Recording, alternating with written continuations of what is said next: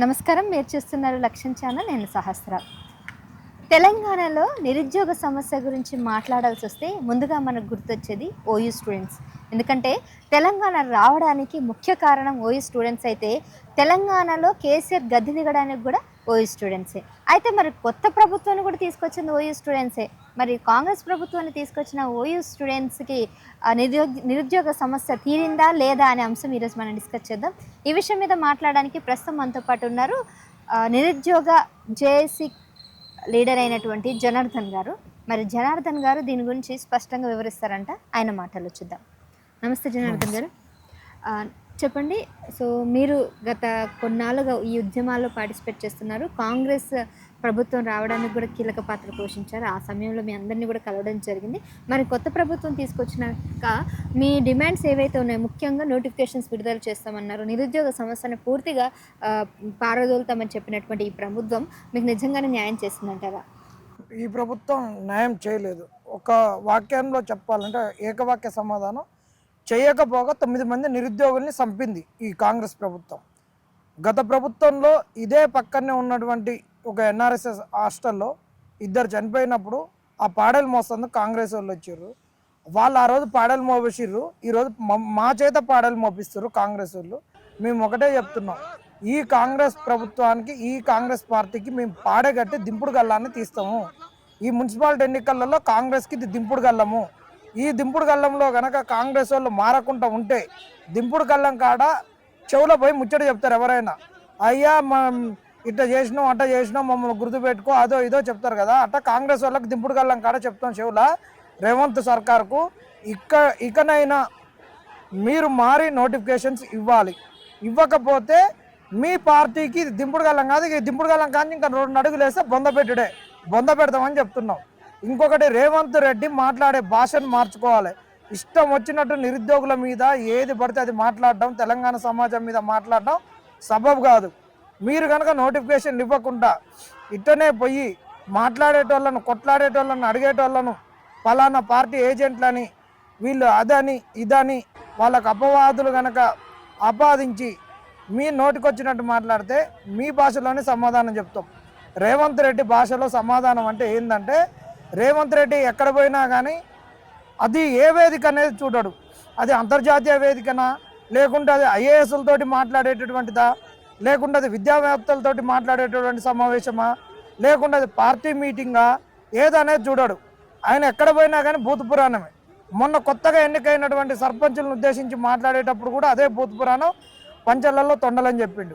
అందుకనే మేము కూడా చెప్తున్నాం, నోటిఫికేషన్ వేయకుండా మీరు ఇదే పద్ధతిలో పోతే మీ పాయింట్లలోకి తొండలను వదలడం కాదు కదా, మీ పాయింట్లలోకి గబ్బిలాలను కూడా వదులుతాం. ఆ గబ్బిలాలు దేనిని పడుతుందో మీరు ఆలోచించుకోరి. మీ పంచళ్ళల్లోకి నువ్వు తొండలను బల్లులను, నీ పాయింట్లలోకి పంచళ్ళలోకి గబ్బిలాలను వదులుతాం. రేవంత్ రెడ్డి, నీ భాషల్లోనే నీ కాంగ్రెస్ వాళ్ళకి చెప్తున్నాం, ఇకనైనా బుద్ధి తెచ్చుకోరి. మీకు ఒక్కళ్ళకే ఉంటాయా పాయింట్లు ఇప్పడం అవన్నీ తెలుస్తుంది అనుకుంటున్నావా? నువ్వే అన్నావు కదా, ఈ బీఆర్ఎస్ వాళ్ళు కొడకల్లారు ఒక్కొక్కళ్ళకి మీకు చెప్తున్నాం, మీ పేగులు చీల్చి మెడకేసుకుంటున్నావు కదా. మేము అదే చెప్తున్నాం, మీకు శాత కాకపోతే గద్దె దిగండి. మీరు ఆ రోజు గద్దెనెక్కడానికి శాత కాకపోతే మా సాయం తీసుకున్నారు. మా సాయం అత్యంత కీలకమైనటువంటి సాయం. కీలకమైనటువంటి సమయంలో కీలక సాయం చేసినటువంటి వాళ్ళు నిరుద్యోగులు. దాన్ని దృష్టిలో పెట్టుకొని ప్రమాణ స్వీకారం రోజు చెప్పిన ఇది నిరుద్యోగుల ప్రభుత్వం అని చాలా సంతోషించినాం, చాలా సంబరపడ్డాం.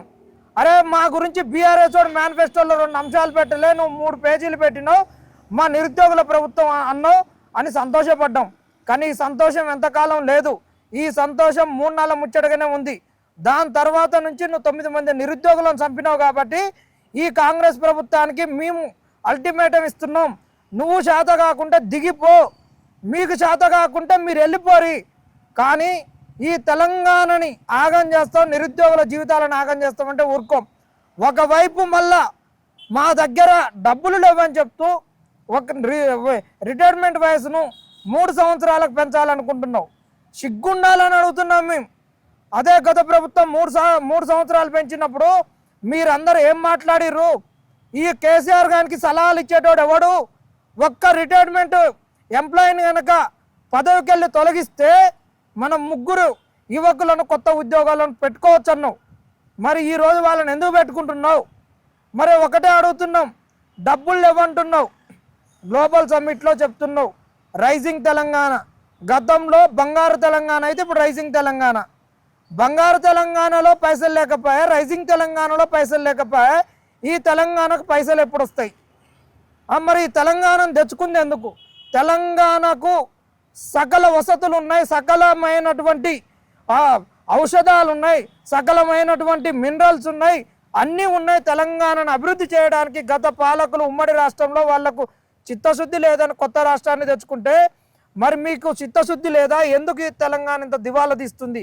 ఈ తెలంగాణ సొమ్ము ఎవరి దగ్గరికి పోతుంది? ఈ తెలంగాణలో ఉన్నటువంటి ప్రజలు ఎందుకు ఈరోజు బీదలుగా ఉంటున్నారు? రాష్ట్రం ఎందుకు బీద అయిపోయింది? మరి నాయకులు ఎందుకు ఉన్నోళ్ళు అయిపోతున్నారు? నాయకులు ఒక్కొక్కరికి ఒక 3 కోట్లు, 4 కోట్లు, 5 కోట్లు, 6 కోట్ల కార్లు, ఒక్కొక్కని సంపద వందల కోట్లు, వేల కోట్లు, లక్షల కోట్లు, ఫామ్ హౌజులు. ఆడు కాంగ్రెస్ వాడు కావచ్చు, బీజేపీ వాడు కావచ్చు, బీఆర్ఎస్ వాడు కావచ్చు, ఏరుకుంటూ పోతే సంపద ఉన్నోళ్ళు పిరికెడు కాదు. వాళ్ళే వాళ్ళ కాడున్న సంపద తెలంగాణ సంపద అయిపోయింది. రేపు వీళ్ళే దేశాన్ని పరిపాలించేటట్టు తయారవుతారు. రాష్ట్రాన్ని ఎందుకు బీద రాష్ట్రంగా మారుస్తున్నారో ఈ కాంగ్రెస్ వాళ్ళు తెలియజేయాల్సిన అవసరం ఉంది. రైట్. అయితే మీరు కాంగ్రెస్ని ఇంతగానం దుమ్మెత్తి పోస్తున్నారు, వ్యక్తిగతంగా వెళ్తున్నట్టు మీకేమనిపించట్లేదా? కాంగ్రెస్ని మేము ఎందుకు దుమ్మెత్తి పోసేది? ఉన్న వాస్తవాలు చెప్తున్నాం. అవి ఉన్నది ఉన్నట్టు అంటే ఊరొచ్చి రాదన్నట్టు. మరి వాళ్ళు ఇప్పుడు ప్రభుత్వంలో ఉన్నోళ్ళు ఉన్న వాస్తవాలు చెప్తున్నాం. వాళ్ళు మమ్మల్ని వ్యక్తిగతంగా అంటున్నారంటే మేము ప్రభుత్వాన్ని అంటున్నాం. మరి ప్రభుత్వానికి నువ్వు ఖర్చు పెట్టకుండా నీ ఇంట్లో పెట్టుకుంటే నువ్వు వ్యక్తిగతం తీసుకో, దానికి కూడా వెనక్కిపోయేది ఏం లేదు. నీ పేరు రేవంత్ అని అనట్లేం కదా, రేవంత్ సర్కార్ అనట్లేం కదా. నువ్వు నాయకత్వం వహిస్తున్నప్పుడు రేవంత్ నాయకత్వం వహిస్తున్న సర్కార్ కాంగ్రెస్ సర్కార్ అంటాం. రేపు నువ్వు దిగిపోతే ఓడంటాడు, నేను మాజీ ముఖ్యమంత్రి అంటాడు. మరి నిన్నేమన్నా ఈయన రేవంత్ ప్రభుత్వం, రేవంత్ తెలంగాణ అంటారు ఓడన్నా? వాళ్ళు లంగలు. ఇగో దాన్ని మేము ఏదైతే ఒక పాలసీగా మాట్లాడుతున్నాం దాన్ని వ్యక్తిగతాలుగా తీసుకొని మాట్లాడేటటువంటి వాళ్ళు కాంగ్రెస్ వాళ్ళు. ఆడలేక మధ్యలో బాగాలేదు అనేటోళ్ళు. అలాంటి కాంగ్రెస్ వాళ్ళు ఇట్లనే కనుక మేము ముందే చెప్పినాం కదా, వంకర్ మాటలు వక్రీకరించి అది ఇది మాట్లాడితే చెప్పులు తగ్గుతాయని చెప్తున్నాం. ఎందుకంటే మేము పద్ధతిగా మాట్లాడినప్పుడు మీరు పద్ధతిగా రారి. ఒక డిబేట్గా మాట్లాడుతూ ఉన్నంటే డిబేట్గా మాట్లాడదాం. సంపద ఎంత సృష్టించారో రారి మాట్లాడదాం. మొన్న శ్రీధర్ బాబు మాట్లాడతాడు, ఆయన ఐటీ మినిస్టర్గా ఉండి మేము గవర్నమెంట్ ఉద్యోగాలు ఇవ్వలేము, అందరికి ప్రైవేట్ ఉద్యోగాలకు మేము సంపదను సృష్టించి ఉద్యోగాలు ఇస్తామంటే బీఆర్ఎస్ వాళ్ళు అడ్డుకుంటున్నారు అంటున్నాం. బీఆర్ఎస్ ఓడో బీజేపీడో ఎవడు అడ్డుకుంటుండో మేము అడుగుతున్నాం. నిరుద్యోగులుగా తెలంగాణ ప్రజలుగా నువ్వు ఐటీ మినిస్టర్వు, నువ్వు ఎన్ని కంపెనీలు తెచ్చినో చెప్పు, ఎంత సంపద సృష్టించినో చెప్పు, ఒక వైట్ పేపర్ రిలీజ్ చేయి. మరి నీకు సిగ్గుండాలి కదా అని అడుగుతున్నాం మేము. ఎందుకంటే 2 సంవత్సరాలు అయింది ఐటీ మీద ఒక వైట్ పేపర్ రిలీజ్ చేయలేదు, ఎన్ని ఉద్యోగాలు వచ్చినాయని చెప్పలేదు. నువ్వు ఏదోదో 800 మా కరీంనగర్ వాసిపోయిండు, మెడికల్ ట్రాన్స్క్రిప్షన్ పెట్టిండు, ఇన్ని ఉద్యోగాలు వస్తాయి, అన్ని ఉద్యోగాలు వస్తాయి, రియలైజేషన్ అవుతున్నావు, కాగ్నిజెంట్ తెస్తున్నావు అని చెప్తున్నావు. ఎన్ని వచ్చినాయి తెలంగాణకి? అందులో ఎన్ని ఉద్యోగాలు వచ్చినాయి చెప్పరు. మీరు వచ్చినాక ప్రైవేట్ సెక్టార్లోనే ఉద్యోగాలు సృష్టించలేదు. మరి అదే ఉద్యోగాలు సృష్టిస్తే సంపద సృష్టించాలి, సంపద సృష్టిస్తే రిటైర్మెంట్ వాళ్ళకి డబ్బులు ఇవ్వాలి.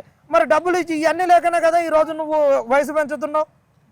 అంటే యాక్చువల్గా ఆయన ఏం చెప్తున్నారంటే దాదాపుగా 61,000 నోటిఫికేషన్లు విడుదల చేశాం గతంలో, ఇప్పుడు ఇంకా నోటిఫికేషన్లు విడుదల చేయడానికి ఉంది, కొత్త ఉద్యోగాలు కూడా మేము జారీ చేశామని చెప్తున్నారు. ఎక్కడికక్కడ ఫ్లెక్సీ బోర్డులు పెడుతున్నారు, ఎక్కడికక్కడ ప్రచారాలు అయితే వాళ్ళు చేస్తున్నారు. మరి వాటికి ఏం చెప్తారు? అవి గతంలో వచ్చినటువంటి నోటిఫికేషన్లు, ఆ నోటిఫికేషన్లను ఆపింది కాంగ్రెస్ వాళ్ళు. ఆ రోజు మేము కొట్లాడుతుంటే మేము వచ్చినాక అన్ని సరి చేస్తామన్నాడు. ఏది సరి చేసిర్రు? సరే వాడు ఇచ్చింది కాదు లెక్కన, మేము ఉద్యోగం ఇచ్చింది లెక్క అంటున్నావు. నువ్వు ఉద్యోగాలు ఇచ్చినావు, పోలీస్ రిక్రూట్మెంట్లో ఇచ్చినావు, 46 జీవో తీసేసినావు, 29 జీవో తీసేసినావు, ఏది తీసేయలేదు. నువ్వు ఏది చేయలేదు. ఉట్టిగా మేము ఇచ్చినాం అని చెప్పుకోవడానికి మీకు సిగ్గు అనిపించాలి కదా. ఈ మాట చెప్పి మాకే సిగ్గు అనిపిస్తుంది, మీకు సిగ్గు లేదని చెప్పడానికి చెప్పి మాకు సిగ్గుపోతుంది. మరి మీకెందుకు సిగ్గు రావట్లేదు? ఈ కాంగ్రెస్ వాళ్ళకి అర్థం కావట్లేదు. వాళ్ళు మరి ఇచ్చిన ఉద్యోగాల మీద వైట్ పేపర్ రిలీజ్ చేయాలి, కారణాలన్నీ చెప్పాలి. ఆ రోజు నోటిఫికేషన్ ఎందుకు ఆగింది, కోర్టుకు ఎందుకు పోయింది, కోర్టు లీలు చేసింది ఏంది, ఇప్పుడు నోటిఫికేషన్ ఏమి ఇచ్చినావు? బిస్వాల్ కమిటీ రిపోర్టు ఆ రోజు పట్టుకొని తిరిగిన బిస్వాల్ కమిటీ రిపోర్ట్ను పట్టుకొని ఈరోజు ఎన్ని ఖాళీలు ఉన్నాయో చెప్పాలి. నిండు అసెంబ్లీలో ఈయన జాబ్ క్యాలెండర్ ఇచ్చిండు, మరి దాన్ని ఎందుకు ఆగిందో చెప్పాలి. ఏదో కొన్ని కారణాలు, సామాజిక న్యాయం అని ఈయన శ్రీధర్ బాబు ఏదో చెప్తున్నాడు. ఎన్ని రోజులు సామాజిక న్యాయం ఎస్సీ వర్గీకరణ ఎప్పుడు అయిపోయింది? ఏం చేస్తున్నావు? మరి అక్కడి నుంచి ఏమైనా నోటిఫికేషన్లు ఇచ్చినావా? ఎందుకు ఇవ్వలేదు? వాళ్ళ కాడ ఏమి సమాధానం లేదు. వీళ్ళను ఉరికిచ్చి తన్నాలి. ఈ తెలంగాణలో మరొక కొత్త శక్తి అనేటటువంటిది ఎదగాలి. ఎదిగితేనే వీళ్ళకు అర్థమవుతుంది. మేము ఒకటే కోరుతున్నాం, కొత్త శక్తి ఎదగాలంటే ఏం చేయాలి? అంటే యువత రావాలని రాజకీయాలకు మీరు కోరుకుంటున్నారా? అంటే మీరు నిరుద్యోగ సమస్య నుంచి బాధపడుతున్నారు కాబట్టి నిరుద్యోగులంతా ఏకమై ఒక కొత్త శక్తిగా ముందుకెళ్ళబోతున్నారా? నిరుద్యోగులు అయితేంది, ఈరోజు నక్సలైట్లు అందరూ కూడా వాళ్ళ యొక్క ఆయుధాలను పక్కన పడేసి వస్తున్నారు కదా.